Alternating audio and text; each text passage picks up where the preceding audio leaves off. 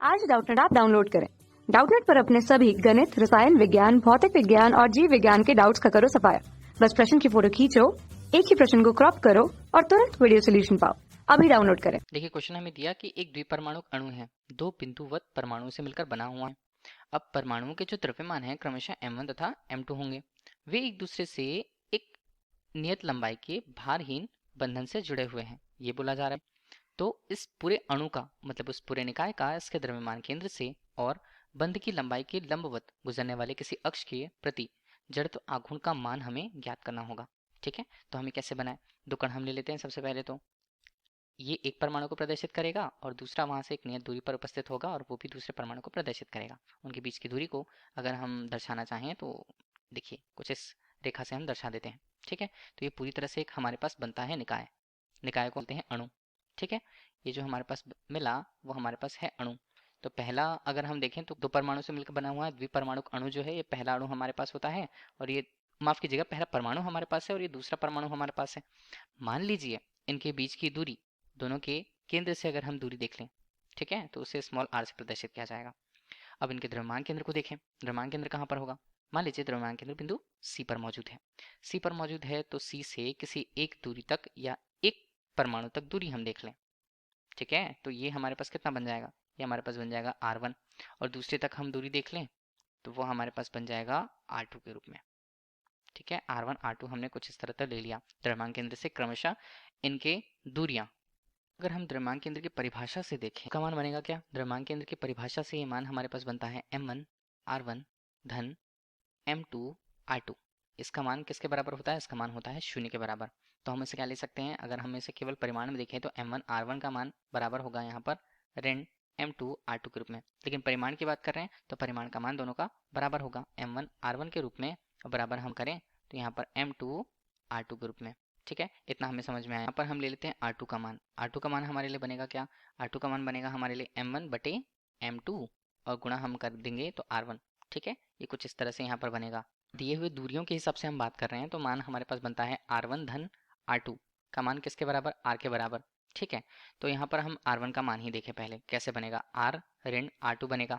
ठीक है, और R2 का मान हम यहाँ पर केवल परिमाण के रूप में देख लें तो R1 के मान के रूप में इसका मान बनता है R ऋण m2 का मान m1 बटे m2 और यहाँ पर बनता है R1 के रूप में। ठीक कर सकते हैं। केवल हमें अगर R का मान निकालना है तो R1 से संबंधित सारे टर्म्स हैं एक तरफ ले आए। R1 से संबंधित सारे टर्म्स अगर एक तरफ ले आए हम तो यहाँ पर R1 का मान बनेगा। R1 का मान कितना? 1 धन यहाँ पर बनता है m1 बटे m2 के रूप में। ये तो हुआ R1 के टर्म में। अगर हम दूरियां निकालनी चाहें तो हमारे पास R1 का मान कुछ इस तरह से प्राप्त होगा। R1 का मान बनेगा क्या? R1 का मान बनेगा यहाँ पर m2 R बटे यहाँ पर बनता है m1 धन। अब बिल्कुल इसी प्रकार देखें तो R2 का R1 का मान हो गया हमारे पास तथा अगर R2 का मान देख रहे हैं हम, ठीक है, तो R2 का मान यहाँ पर क्या बनेगा? मान को हम डायरेक्टली लिखेंगे तो ये हमारे पास बनता है m1 और यहाँ पर बनता है R और नीचे हम मान को देख लें तो क्या बन जाएगा? ये बन जाएगा m1 m2 के रूप में। ठीक है, m1 m2 के रूप में R2 का भी मान बन गया। R1 R2 के मान क्रमशः हमें। अब हमारे पास जो निकाय है मतलब जो अणु है, तो अणु का बिंदु C के प्रति, बिंदु C के प्रति मतलब हम ये समझाना चाह रहे हैं यहाँ पर कि ये बिंदु C से होकर जाने वाले अक्ष के प्रति जड़त्व आघूर्ण का मान हम लिखेंगे, उसे हम लिखेंगे निकाय का बिंदु C के प्रति जड़त्व आघूर्ण का। तो वो हमारे पास बनता क्या है? मान बनेगा I के रूप में। I के रूप में इसका मान क्या बराबर यहाँ पर बनता है m1 r1 का यहाँ पर बनता है स्क्वायर धन हम करें m2 और यहाँ पर बनता है R2 का बनेगा स्क्वायर। ठीक है, m1 m2 के मान और यहाँ पर बन गए समीकरण। अब सभी के मानों को हम यहाँ पर रखते हैं तो I का मान यहाँ पर बराबर किसके होता है? यहाँ पर हम देख रहे हैं m1 R1 का मान हमारे पास कितना? m2 यहाँ पर R और नीचे हमारे पास बन जाता है m1 धन m2 के रूप में। ये तो हमारे पास हुआ किसका मान? R1 का मान। R1 का मान हमने लिखा और इसके करना है स्क्वायर। इसी तरह m2 का मान देखें तो m2 का मान यहाँ पर बनेगा m2 का मान कितना? m1 r के रूप में और नीचे हमारे पास बन रहा है m1 धन m2 के रूप में।